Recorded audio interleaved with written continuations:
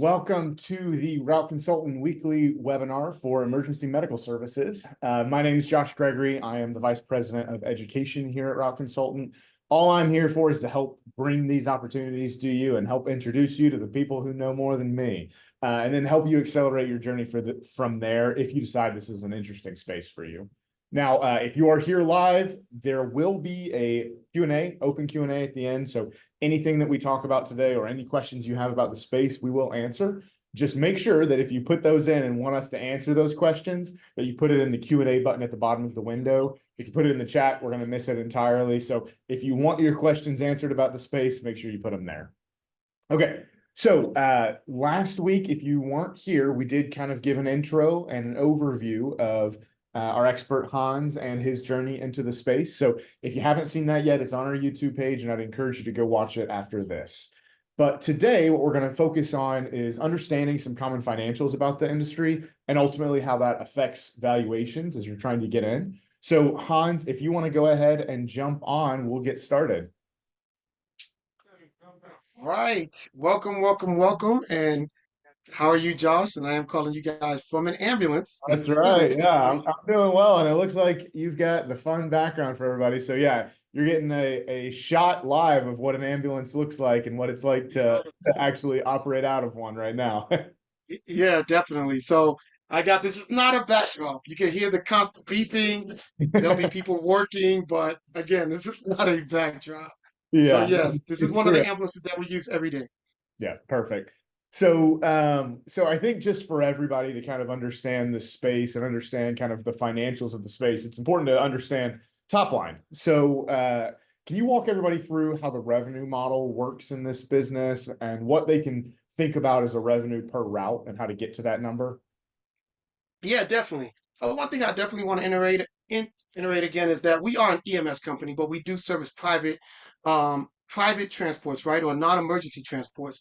And when you say that in this field, that means you are basically transporting routes that are scheduled, right? Similar to the Amazon and the FedEx space. We also in the EMS world, we have scheduled routes. And so a lot of people in the private EMS world will cater more to dialysis patients. And I'll show you why. And this is kind of the model that a lot of us use that have been very successful in owning an ambulance space. All right, so prime example, we target dialysis patients because they go 3 times a week. Medicare is our main payer source, right? So Medicare will pay you, and I got my calculator here, so I'm going to do the math for everyone, so that way nobody misses anything. Medicare will pay you $172 per route. So let's say, Josh, if you had a family member or a friend that was at dialysis and they couldn't walk, and I would take my ambulance and I would take them to dialysis. So Medicare is going to reimburse me $172 to take them to dialysis, and we're going to add another $172 to take them back home. That gives you $344, right? In addition to that, in the EMS world, Medicare and most insurances will pay you for miles. So let's say the average person lives 10 miles away from their dialysis. So we have 344 in our head, and the average person lives 10 miles away. Medicare will pay you $8 a mile. So that's $80 one way, and then you're going to multiply that by 2, and that's $160 both ways, right? You with me so far? Yeah. Good to go. All right. But we're going to take that 160 and we're going to add it to the 344, right? So there's that pickup and drop off. So we're going to add 344 to the 160. That gives us a number of 504 for one patient. Take them to their dialysis. And when you take them in the EMS world, I'm assuming a lot of you guys are going to get into this program. So I'm going to start using the terminology. When you do their A trip, it's $172. Take them back home. We call it the B trip, and that's 172. So now for this one particular friend of Josh's, we're getting paid $504. Now, again, we look for scheduled and routine patient transports. So in dialysis, you have to go 3 times a week. So for this patient, you are making $1,512, and that's for 1 week. Well, how many weeks are there in a month? 4. So you multiply that by 4, and you're making $6,048. Now, Josh, that is for one patient.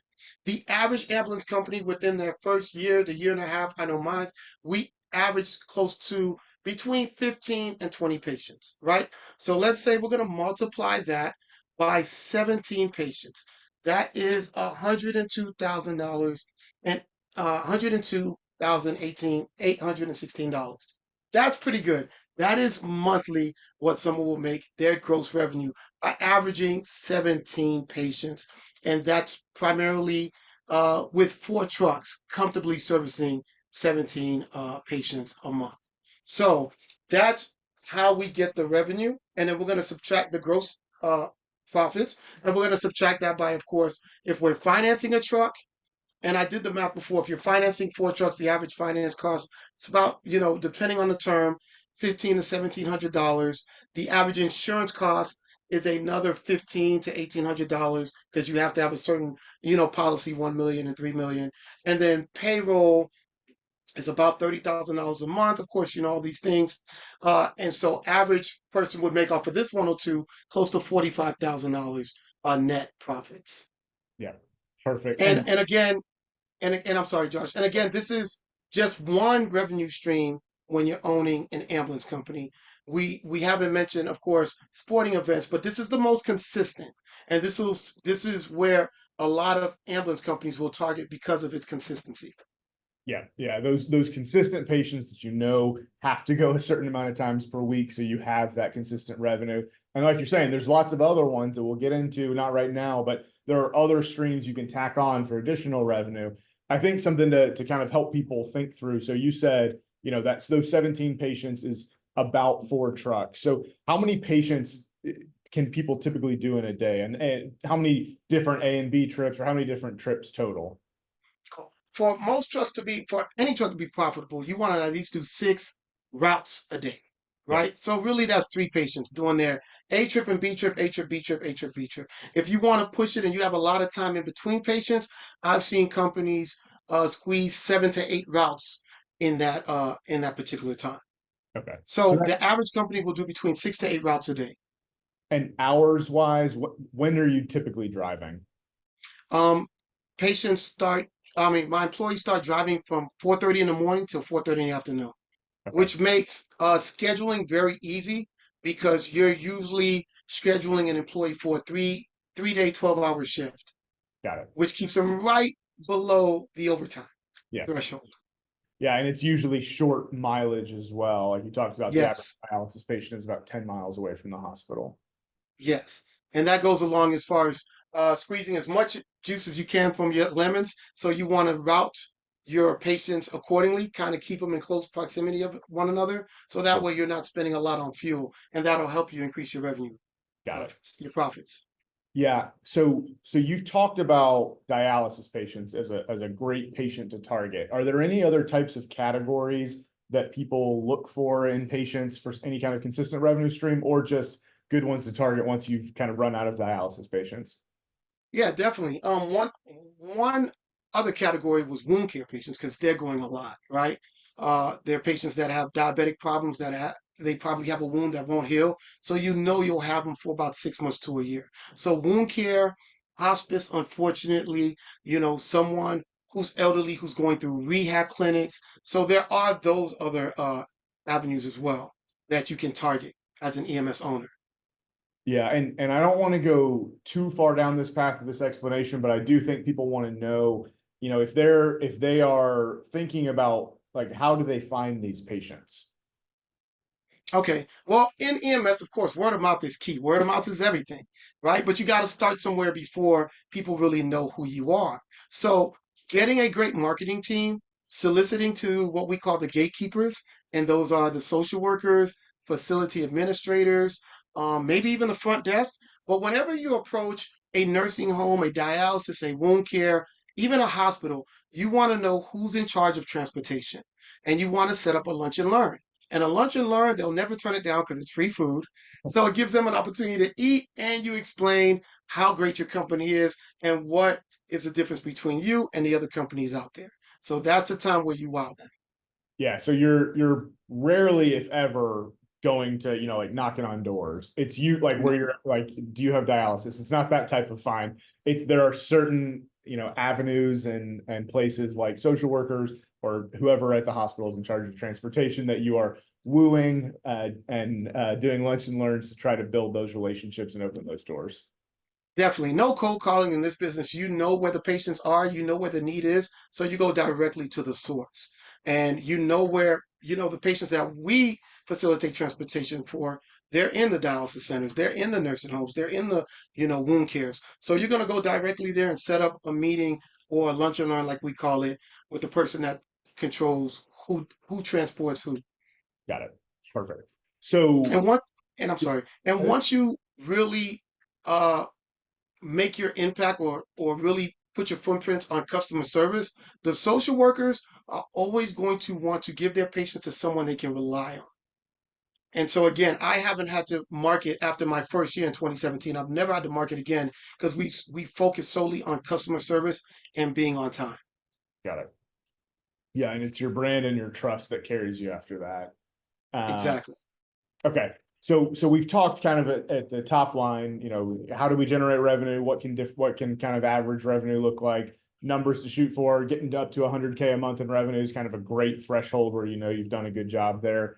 What are the largest expenses that you run into in your business? Financing trucks. Financing trucks and the insurance cost for the trucks. If you're a new driver, you could expect anywhere for your insurance policy to run from 1,500 to close to 18. I've never seen it really go higher than that, but Mhm. in this business, the longer you have a company, the lower your insurance rates. And of course, if you could keep any incidentals from happening, then your insurance rate goes lower and lower. So that's really the biggest one. You can kind of control other things with fuel by the way you schedule your routes. Salary, of course, depends on how much you want to pay for your employees. But the biggest expense that I hear about and that I've encountered was the annual or the monthly insurance cost. Yeah. And, these are trucks that sometimes are driving really early in the morning and are, they look like ambulances or look like some kind of medical transportation. Does that mean that you get into less accidents? Does it feel like it's safer since maybe people get out of your way sometimes? No, because that's not. No. I mean, even when I was a firefighter, it seems like when you have a big red truck, that's when people look and they don't pay attention to where they're going, Yeah, right? that's Um, yeah, Yeah, so I always tell my employees to just always be mindful that we have a big, any company, I think, is a target, right? And so we teach defensive driving training, and I think in my 7 years, I've been in two accidents, and they've been fender benders, and nothing serious. No one was transported. So it's really just about training your employees and letting them know that if they contribute to their salary to pay increases, if they can, improve on driving and make sure that we keep accidents to a minimum. And then so the more money we make by not having to pay the insurance companies, we can give that back to the employees. yep, yeah. And you touched on payroll earlier. How are you typically paying drivers? Bi-weekly. We pay bi-weekly here, especially for startup companies. I always advise startup companies to pay bi-weekly. You will have employees that would want to get paid weekly, but you want your bank account to increase. In this world, if you're getting into the ambulance business, you always want to make sure that you don't differentiate from a paramedic to an EMTB, right? You don't want to pay somebody too much for a skill that you're not going to use. So we do basic life support. I don't need a paramedic you Right. know so and Yep. I've had people say, hey, I'm a captain at the fire department. Okay, I'm very proud of you, but we're doing basic life Yeah. support or basic life, and we're doing vitals at minimum. We're just checking blood pressures, the little pulse ox we put on the hand, and that's really it. So I try to make sure that I'm not overpaying somebody for a skill that I'm not going to have any use for Yeah. you know And so are you also paying hourly? Is that usually how it goes? yes. Okay. Yeah, and so one thing that I definitely am mindful of, and I had to learn this the hard way, is I like to pay hourly, and I like to have hybrid employees. So in the EMS world, you always want to make sure that you have an employee that can do multiple things. So, for example, when I first started my company, we grew so fast that I had a a office manager and another like lead EMT. Well, when someone called out, they couldn't get on the truck. So Mhm. now what I found out is it's easier for me to get a office manager who's proficient with everything, Microsoft Excel and everything, and put her in EMT school, and get my biller and put her in EMT school and pay them hourly. So then I can cut down on what I'm paying a billing company. And if two people called out, then I have my two first line of defense, second line of defense to get on that truck. Perfect. So that helped me increase my profits a lot as well. Yeah, it's always good to have layers there and backups. But I think it's important for people to kind of hear that this isn't like a crazy pay structure either, because exactly like you No. think, you don't want to be paying paramedics, like you're not paying for that level of service. This is a kind of a normal hourly job. And I don't know, do you know what typical ranges are for what those per hour rates that you would see in different areas? Yeah, and it depends on, again, like, yeah, you said different areas. So right now in Georgia, the average pay rate for an EMTB, anybody who gets on the truck, is between 18 and 20. But right now in Florida, because it's not as congested, so it's not that much competition, they're getting 14 to $16 an hour. I was in New York a couple last year, and they were making $17 an hour. Yeah, Again, you're not going to pay someone 20, $25 an hour just to do basic transport. right. So if you can control your salary, you'll definitely win at the end. Yeah, and I think that that's the important thing from a payroll perspective for people to hear is it's actually pretty simple. It's not Yeah. There's not a ton of complexity here, and it's not super high pay rates compared to a lot of industries, and even what you may have seen in other industries like FedEx. So just quick notes from what we've seen in the industry, typical margins in this space. We've seen ranges, obviously, as everyone's going to see a range between good operators and poor operators. We've seen between about 15% and 45%. But on average, it's still about 30% or higher. So Yes. that's what we're seeing from a margin perspective. From a multiple perspective, you're always going to see a range if you look at the lowest and highest, everywhere from 1.6 to 5.3. But the average is about a 3.5. So it's not very far from what we've seen in the FedEx and Amazon space. But the margins are higher. So that's going to Yes. affect what those prices look like. And so that's the main kind of numbers to think about, the top line and the expense and how it breaks out to margins and multiples.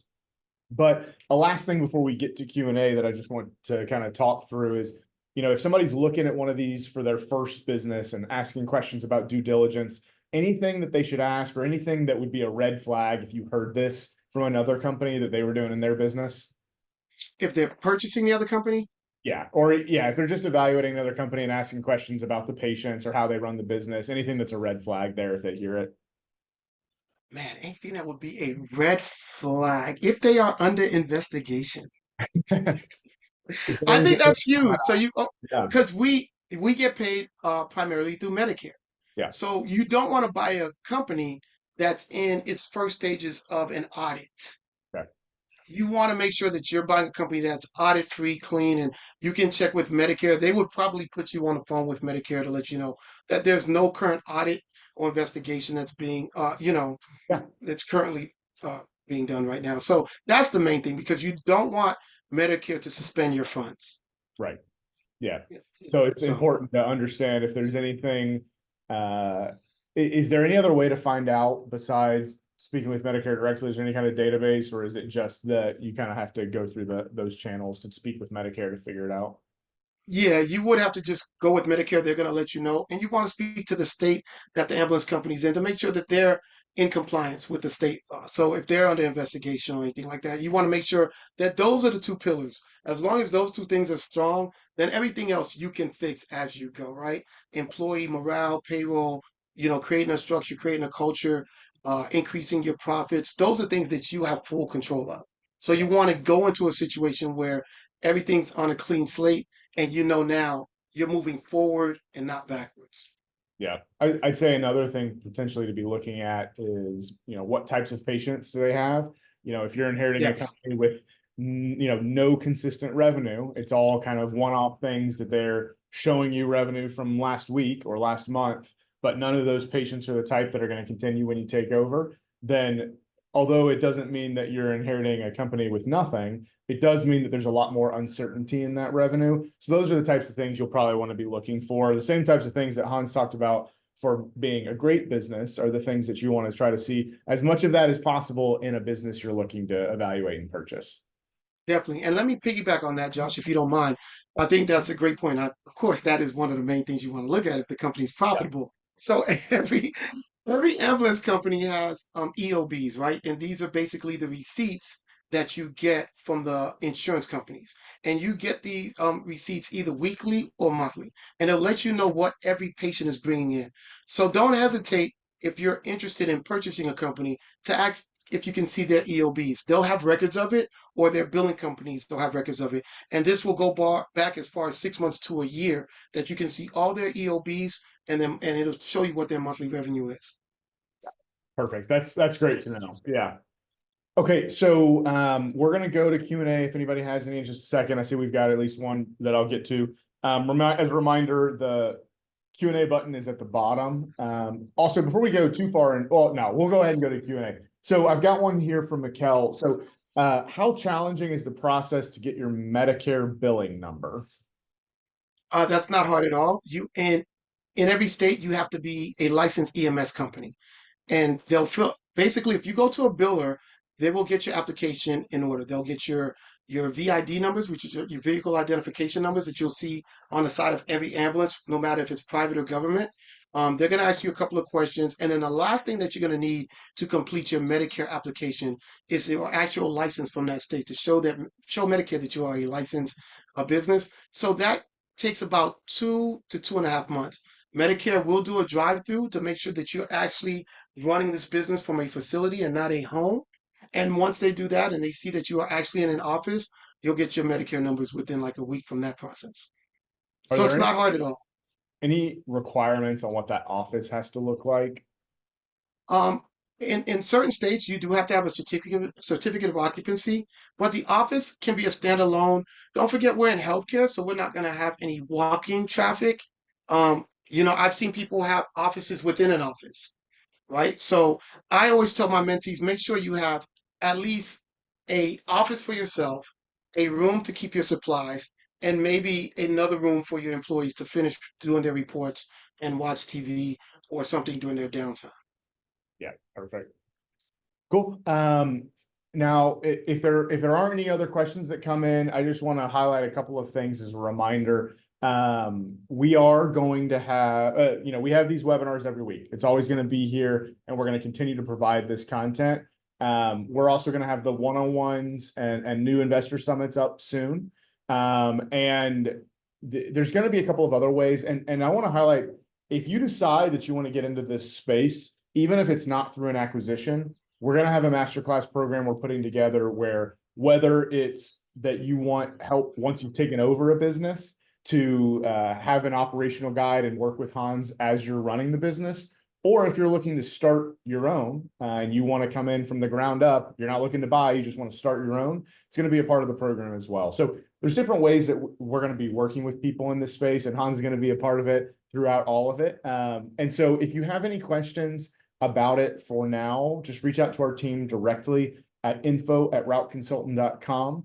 Also, as a reminder, our expo that we are going to have, in the summer that we always have for all of our FedEx contractors, we're also going to be highlighting the new industries like EMS, and Hans will be there. So there will be plenty to talk about, plenty to interact with, and we'll all have fun in Dallas that first week of August. So if you haven't registered for that, it is free to register. All you need to do is go ahead and make sure you get a hotel room because those do sell out. So other than that, thanks everybody for being here. Hans, thank you for being here in the ambulance. No worries. Love to have that. And it's a real ambulance. Again, it's not a Yeah. backdrop. Do you mind if I show you something? Yeah, do it. All right, great. So again, like Josh said, I have to kind of get out of this ambulance because it is a real ambulance. So and again, this is just something that anybody can have, anybody can own, as long as you put the work in. But I want to show you what this guy did, and this is one of my mentees. So if you can look here, can you still hear me, Josh? I can hear you. It's pretty bright. All right. So I know it's kind of bright. There I'm we gonna go. turn away That's from the better. sun, Yeah. and I'm going to walk my laptop to this gentleman's very first truck. It looks horrible. This was his first truck. This was 5 years ago. He started with this one truck, and now I want to show you his newer trucks. And this is one of the trucks that I just got out of. Yep. Um, can you see that okay? Yeah, I can. So that's three of his trucks, and it's part of his fleet. Okay, great. So I Yeah. wanted to show you guys live and show you that this is possible. It's a very profitable business, but it's an enjoyable and fulfilling business as well.